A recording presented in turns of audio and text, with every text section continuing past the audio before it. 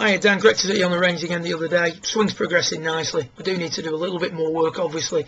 However, I'm quite happy with the progress you've made since the previous session. If we take a little look at you from down the line, this is coming on a tree. Setup's really good now from down the line. Takeaway not bad. We'll work on that a little bit more in subsequent sessions. At the top of the backswing, the club face is getting a little bit shut. You can see here that the club face pointing skywards.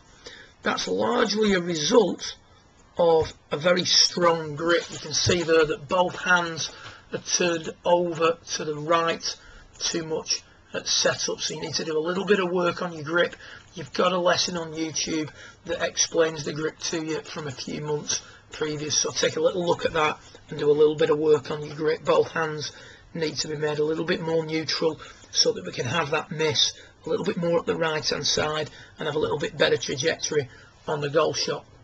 Having said that, as we come through, we make a pretty good pass at it. You can see from down the line now, much better move into the ball. There's a little bit of a flipping of the hands there, which is brought about because of your understanding of ball flight, which I'm going to go on to shortly. So we want to look at quietening those hands down as well on the way through. Now then, if we take a little look at you from face on, the last time we talked about you extending better, and we can see now that the lower body is definitely moving forward for longer. Lovely move in regards to the legs and the hips at that point. So good strong move towards the target in the downswing before you then start to straighten the lead leg and extend through with both arms are fully extended as they approach waist height. However, if we look at the dots that we've put on the screen, a number of things are apparent. First of all, the upper centre, the sternum, is moving off its original point. So we need to be a little bit more centred during the backswing.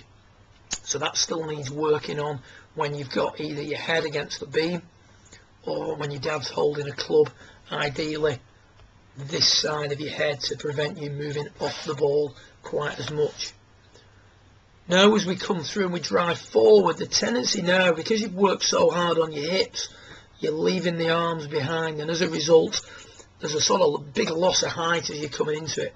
Ideally what we would want is a feeling that from the top everything stays centered, and from the top the arms are moving down at the same rate at which the body is moving forward.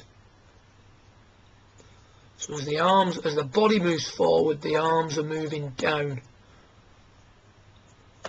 rather than what we see here with yourself, which is the body moves forward, the arms are forgotten about, and we're just hanging on to all the angles that we created until it's too late. And now what we've got to do is make a little bit of a flash at it with the hands as we come through to try and get the club to catch up with the body. Having said that, the main issue we had was you releasing the golf club. What we did suggest is that the ball starts in the direction of the club face.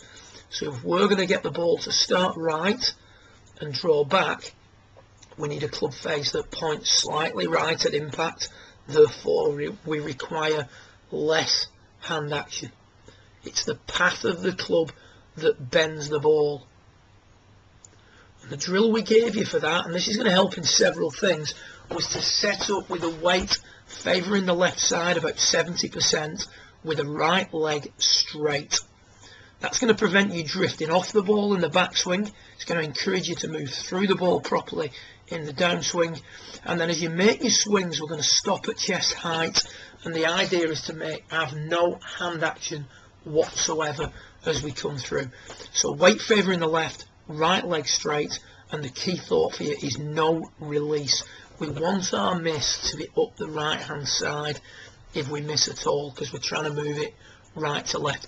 This is hopefully going to produce higher, softer, drawn shots into your target, as opposed to the low hooky one that you can experience on occasion. But all in all, good work, Dan. Just needs tweaking in all areas. Keep up the good work, and I'll see you again in 2 or 3 weeks time. Well done.